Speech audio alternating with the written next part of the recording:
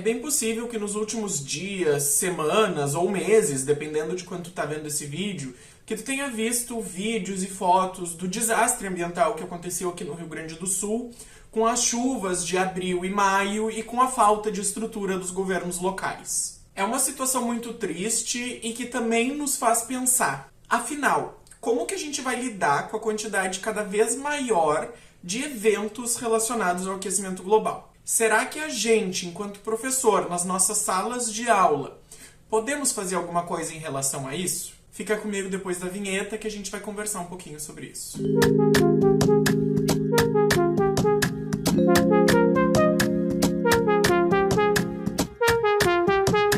Antes de começar o vídeo, é importante falar que no momento que eu tô gravando, muitas pessoas aqui no Rio Grande do Sul continuam sem casa e muitas outras, apesar de não terem perdido a casa, estão sofrendo e continuarão provavelmente da perda de muito dos seus bens materiais e emocionais também. O Departamento de História da URGS, que é a Universidade Federal do Rio Grande do Sul, onde tanto eu quanto a Anitta estudamos, está organizando uma vaquinha para auxiliar os estudantes de História que foram afetados, para que eles não tenham que largar a sua faculdade por conta dos problemas decorrentes da chuva e da enchente. Nós aqui do Historiares queremos nos juntar a esse movimento, então eu vou deixar linkado aqui nos comentários, no primeiro comentário destacado e também na descrição, o link para essa vaquinha, se você puder auxiliar os alunos do curso de História da URGS. Eu tenho certeza que cada contribuição vai ser importante. E, infelizmente, o que aconteceu aqui no Rio Grande do Sul, ele não é um fato isolado, nem geograficamente, nem temporalmente. Provavelmente isso vai acontecer em outros lugares do mundo, aliás, já está acontecendo, assim como continuará acontecendo no futuro por conta da continuidade do aquecimento global. E o que será que nós, professores de História e professoras de História, podemos fazer em relação a isso? Por um lado positivo, e eu gosto de ser otimista na maioria das vezes, a gente pode pensar que a gente está em contato diário ou quase diário com dezenas e centenas de estudantes, desde a idade mais nova até a idade mais avançada para quem trabalha com EJA. Nós podemos auxiliar na criação de uma consciência ambiental, especialmente dos mais novos, que vai além da questão do voto.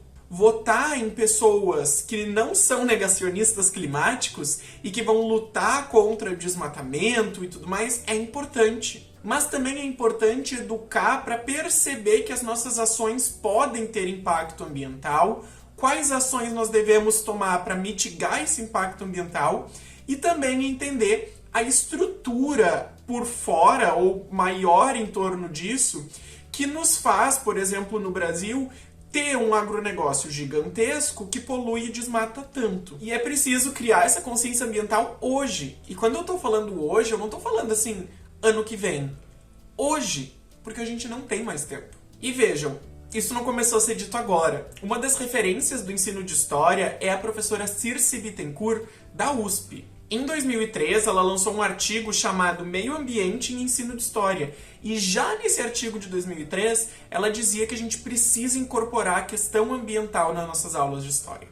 Em 2003. Se passaram 21 anos. E será que a questão do meio ambiente é abordado nas aulas de História no geral? Ou só no caso de alguns professores específicos que querem abordar a temática?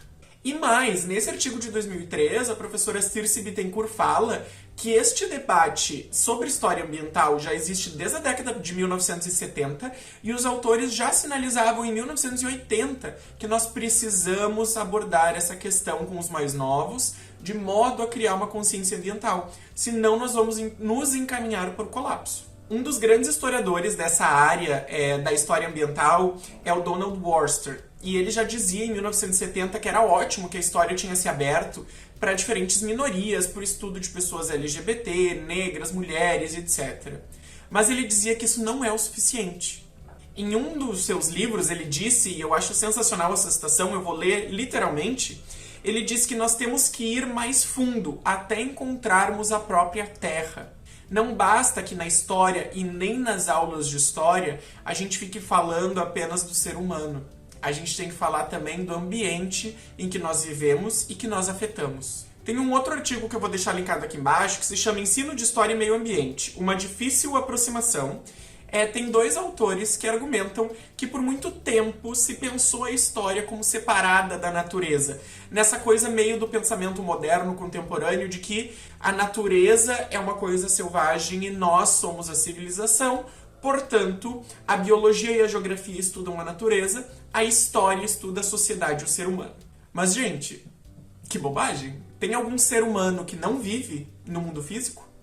Tem algum ser humano que não vive da natureza e que não altera ela em algum momento da sua vida ou na composição da sua sociedade? Então por que a gente continua dando aula na escola como se a gente fosse independente dessa natureza?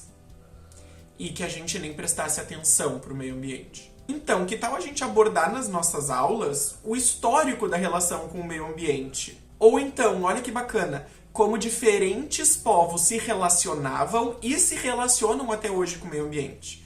Porque nós temos, na nossa história brasileira, americana, povos originários que não lidavam com a natureza do modo destrutivo que a nossa sociedade lida hoje. E nós ainda temos esses povos no Brasil. O Ailton Krenak, que é um escritor e ativista indígena aqui do Brasil, tem publicado várias obras falando que talvez o nosso futuro, para ele existir de fato, tem que ser uma olhada para o ancestralismo ou ancestralidade indígena de conhecer a natureza, respeitar e entender que o progresso não necessariamente vai nos levar para um mundo melhor. Talvez o progresso nos leve para o que está acontecendo no Rio Grande do Sul. Os autores do artigo que eu citei agora há pouco elencam algumas dificuldades que são encontradas no geral em trabalhar com história do meio ambiente na escola. Eu gostaria de me deter um pouquinho neles, em alguns, não todos, que eles citam. Então, em primeiro lugar, eles citam esse silenciamento sobre o meio ambiente nas aulas de história, porque, teoricamente, o meio ambiente é separado do ser humano, e nós já falamos que isso é bobagem. O segundo ponto importante que eles dizem é que, com frequência, a gente tem uma história da natureza marcada pela penitência, no sentido de que a gente identifica lá no ser humano da pré-história um germezinho que está destinado a acabar com a natureza.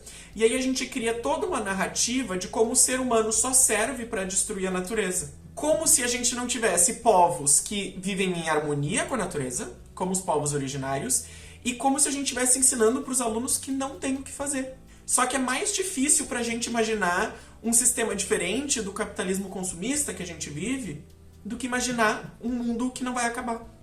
Inclusive tem um vídeo falando sobre isso que eu vou deixar linkado em algum lugar aqui sobre distopias. O terceiro ponto é o que eles chamam de adestramento ambiental, que é essa mentalidade que se tem, especialmente em escola, que meio ambiente é tema de ciências e biologia, física, química. Mas, gente, o ser humano sempre lidou com a natureza da mesma forma? Não, né? Então, a forma como a gente lida com a natureza é histórico. Se é histórico, por que não está na aula de história? Um quarto ponto importante é que faltam informações sobre isso nos livros didáticos e a gente sabe que o livro didático, por vezes, é um apoio importante e que também, às vezes, ele é o único definidor do conteúdo em algumas salas de aula, infelizmente.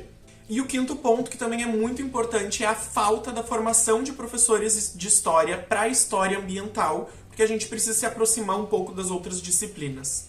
São 5 pontos muito importantes de serem levados em conta, mas não são 5 pontos intransponíveis. Essa questão é urgente, e aí eu vou dar alguns exemplos de como que a gente pode trabalhar isso na aula, mesmo com essas 5 dificuldades.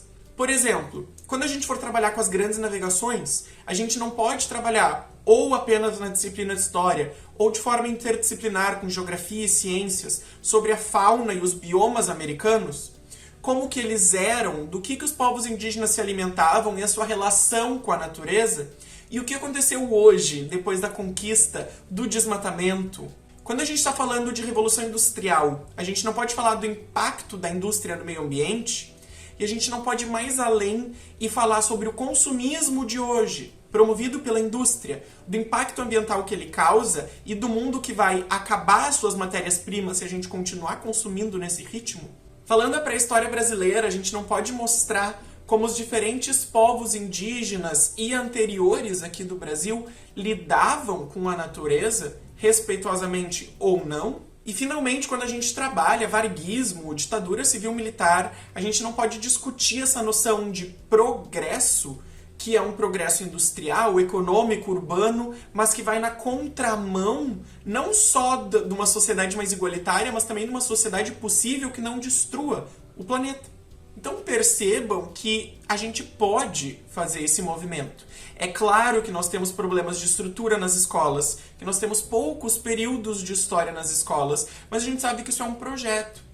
Parte do nosso trabalho é escapar desse projeto político de destruição e manutenção de desigualdade e tentar criar alternativas. E talvez tentar criar, junto com os alunos, uma consciência ambiental ou uma possibilidade de sonhar com um mundo diferente e dar essas ferramentas para sonhar esse mundo diferente. Bom, foi esse o vídeo. Ele é simples, mas a gente acredita que ele é urgente. Então, se vocês gostaram, deem um like, se inscrevam no canal, comentem o que vocês acharam. E não se esqueçam que a vaquinha para os alunos da História da URGS estará linkada aqui na descrição e também no primeiro comentário fixado. Até o próximo vídeo, esperançosamente numa situação de menor calamidade no Rio Grande do Sul. E tchau, tchau.